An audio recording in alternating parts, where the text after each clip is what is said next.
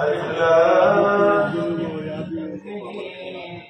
ذلك الكتاب لا ريب فيه هدى للمتقين الذين يؤمنون بالغيب ويقيمون الصلاة ومما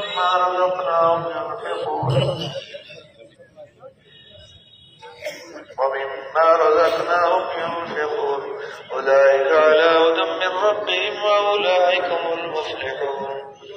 آمن الرسول بما أنزل إليه من ربه والمؤمنون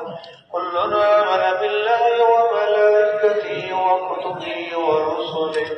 لا نفرق بين أحد من رسله وقالوا سمعنا وأطعنا غفرانك ربنا وإليك المصير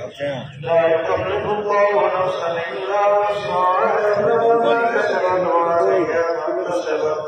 ربنا لا تؤاخذنا إن نسينا أو أخطأنا ربنا ولا تحمل علينا إصرا كما حملته على الذين من قبلنا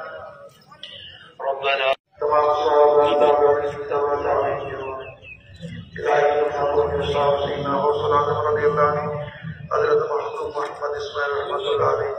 حضرت سيد عبد القادر شاہ رحمة الله عليه حضرت پیسی توٹ دنی بادشاہ حضرت پیسی روزے دنی بادشاہ حضرت پیسی کجر دنی بادشاہ حضرت پیسی چک دنی بادشاہ حضرت روزے دنی علی اللہ عنہ کی سبوری اولاد اجناب جدان جوان جے فقران جے مہشمش اللهم ارفع درجاتهم في أعلانهم اللهم ارفع درجاتهم جميع المؤمنين والمؤمنات والمسلمين والمسلمات